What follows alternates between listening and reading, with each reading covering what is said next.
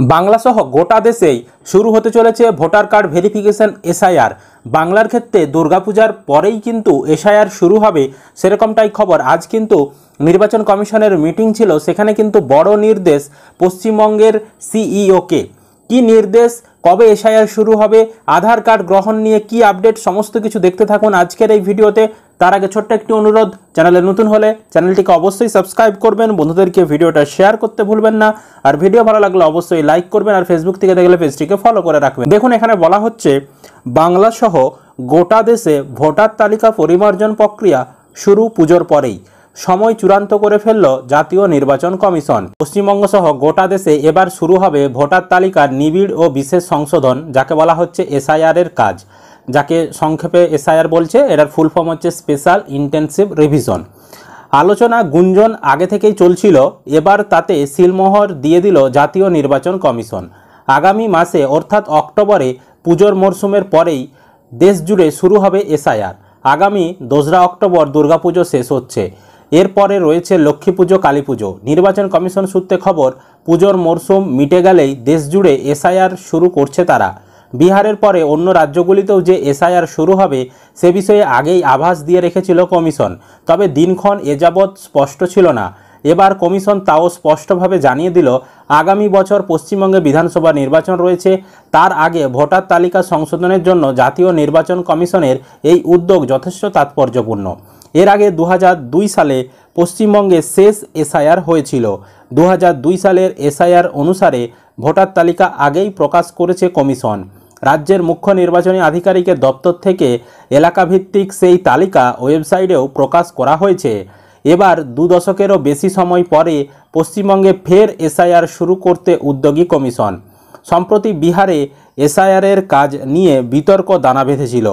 SIR চলাকালীন কমিশনের খসড়া তালিকা থেকে প্রায় 65 লক্ষ ভোটারের নাম বাদ পড়েছিল। তা নিয়ে প্রশ্ন উঠেছিল সুপ্রিম কোর্টেও। বস্তুত কমিশন প্রথমে জানিয়েছিল এসআইআর প্রক্রিয়ায় ব্যক্তি পরিচয়ের প্রামাণ্য নথি হিসাবে আধার কার্ডকে গণ্য করছিল না। তা নিয়ে বিস্তর প্রশ্ন উঠেছিল। পশ্চিমবঙ্গের শাসক দল তৃণমূল সহ অন্য বিজেপি বিরোধী রাজনৈতিক দলগুলিও এই নিয়ে প্রশ্ন তুলতে শুরু করেছিল। তৃণমূল নেত্রী তথা পশ্চিমবঙ্গের মুখ্যমন্ত্রী মমতা বন্দ্যোপাধ্যায় বারবার এ নিয়ে নিশানা করেছেন কমিশনকে। আধার কার্ডকে কেন এসআইআরের জন্য কমিশন বিবেচনা করছে না তা নিয়েও প্রশ্ন তুলেছিলেন তিনি। বাস্তব পরিস্থিতির কথা বোঝাতে গিয়ে মমতা বন্দ্যোপাধ্যায় প্রশ্ন তুলেছিলেন, 50 বছর আগে যারা জন্মেছেন তাদের জন্মের শংসাপত্র পাওয়া যাবে কি করে? ভোটার তালিকা সংশোধনের নামে এনআরসি হচ্ছে বলেও অভিযোগ তুলেছিলেন তিনি। তবে সম্প্রতি সুপ্রিম কোর্ট জানিয়ে দিয়েছে, ব্যক্তি পরিচয়ের প্রামাণ্য নথি হিসাবে আধার কার্ড ব্যবহার করা যাবে। তবে এই নিয়ম আপাতত শুধু বিহারের জন্যই। ঠিক আছে, এই বিষয়টা কিন্তু আপনাকে বুঝতে হবে। আমাদের পশ্চিমবঙ্গের জন্য কিন্তু বলেনি, বিহারের জন্যই বলেছে। তবে যখন পশ্চিমবঙ্গে শুরু হবে, যেহেতু সুপ্রিম কোর্টের রায় রয়েছে, সেক্ষেত্রে পশ্চিমবঙ্গে কী নির্দেশিকা দেয় সেই সময় কিন্তু আমরা পশ্চিমবঙ্গের নিয়ম নিয়ে আলোচনা করব। শীর্ষ আদালত এও উল্লেখ করেছে, আধার কার্ড কখনোই নাগরিকত্বের প্রমাণ নয়, শুধু ভোটার তালিকায় নাম তোলার জন্য ব্যবহার করা যেতে পারে আধার কার্ড। সুপ্রিম কোর্টের নির্দেশের পরে মুখ্যমন্ত্রী বলেছিলেন, আধার কার্ডও এখন আইডেন্টিটি। রাজ্যবাসীকে তিনি পরামর্শ দিয়েছেন, যাদের আধার কার্ড নেই তারা যেমন করিয়ে নেন। গত মঙ্গলবারও নিজের অবস্থান বুঝিয়ে মুখ্যমন্ত্রী বলেছেন, এসআইআর 2-3 মাসে হয় না, 3-4 বছর সময় লাগে। এই আবহে বুধবার দিল্লিতে জাতীয় নির্বাচন কমিশনের দপ্তরে একটি বৈঠক ডাকা হয়েছিল। সব রাজ্যের মুখ্য নির্বাচনী আধিকারিককে নিয়ে ওই বৈঠক হয়। বৈঠকে উপস্থিত ছিলেন মুখ্য নির্বাচন কমিশনার জ্ঞানেশ কুমার, অপর নির্বাচন কমিশনাররা এবং নির্বাচন কমিশনের অন্য আধিকারিকরাও ছিলেন বুধবারের বৈঠকে। এসআইআর সংক্রান্ত বিষয়েই ওই বৈঠক ডাকা হয়েছিল। আধার কার্ড নিয়ে বর্তমানে কি আপডেট এসআইআর এর ক্ষেত্রে সেইটা একটু আলোচনা করছি। দেখুন, এখানে বলা হচ্ছে বিহারের ভোটার তালিকা সংশোধনে গুরুত্বপূর্ণ পদক্ষেপ নিল জাতীয় নির্বাচন কমিশন। সুপ্রিম কোর্টের নির্দেশ মেনে রাজ্যের মুখ্য নির্বাচনী আধিকারিককে জানানো হয়েছে, এবার থেকে ভোটার তালিকায় বিশেষ নিবিড় সংশোধন বা এসআইআর প্রক্রিয়ায় আধার কার্ডকে প্রামাণ্য নথি হিসাবে ধরা হবে।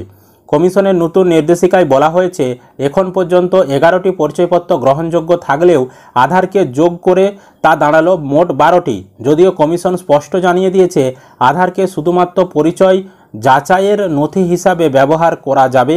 নাগরিকত্ব প্রমাণের ক্ষেত্রে এ কোনো বৈধতা নেই, মানে আধার কার্ডের কোনো বৈধতা নেই নাগরিকত্ব প্রমাণের ক্ষেত্রে। গত সোমবার বিচারপতি সূর্যকান্ত এবং বিচারপতি জয়মাল্য বাগচি ডিভিশন বেঞ্চে এই নির্দেশ জারি হয়।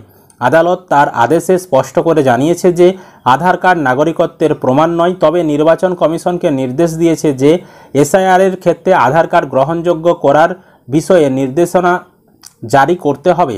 আদালত আরও স্পষ্ট করে বলেছে যে নির্বাচন কমিশনের কর্মকর্তারা ভোটারদের জমা দেওয়া আধার কার্ডের সত্যতা যাচাই করার অধিকারী হবেন। অর্থাৎ আপনি আধার কার্ড দিয়ে নাম যখন তুলবেন এসআইআরের সময়, তখন আপনার আধার কার্ডের যাচাই করার অধিকার কিন্তু নির্বাচন কমিশনের থাকবে। আধার কার্ডটা জাল কিনা, অবৈধভাবে করা হয়েছে কিনা, সমস্ত কিছু কিন্তু যাচাই করার অধিকার দেওয়া হয়েছে এবং সমস্ত কিছু যাচাই করার পরেই আপনি যদি আধার কার্ড দিয়ে এসআইআর অংশগ্রহণ করেন, ভোটার কার্ডের নাম তোলার চেষ্টা করেন, তখন কিন্তু যাচাইয়ের পরেই যদি তারা সত্যি পায়, সমস্ত কিছু যদি ঠিকঠাক পায়, তবেই কিন্তু আপনি আধার কার্ড দিয়ে এসআইআরের নাম তুলতে পারবেন। যদি আপনার আধার কার্ডে কোনো ভুল ধরা পড়ে, কোনো জালিয়াতি ধরা পড়ে, জাল যদি ধরা পড়ে, অবৈধভাবে আপনি করেছেন আধার কার্ড, তাহলে কিন্তু আপনি ওই আধার কার্ড দিয়ে কোনোভাবেই এসআইআরের নাম তুলতে পারবেন না।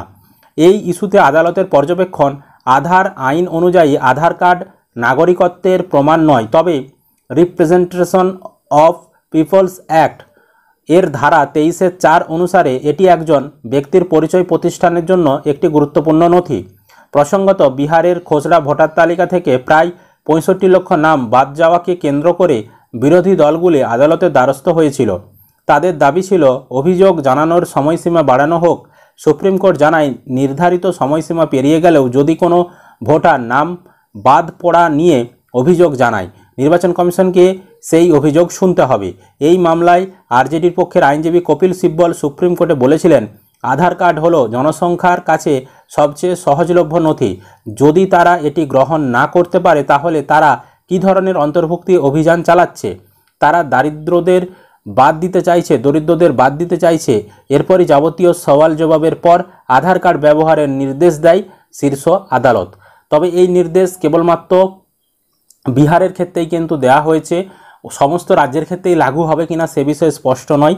যখন অন্যান্য রাজ্যেও শুরু হবে সেক্ষেত্রে কি নির্দেশিকা দেয়, বা পশ্চিমবঙ্গে যখন শুরু হবে নির্বাচন কমিশনের তরফ থেকে কি নির্দেশিকা দেওয়া হয়, সেখানে কি কি ডকুমেন্টসের লিস্ট যুক্ত করা হয়, সেই সব বিষয়গুলো আমরা আলোচনা করব।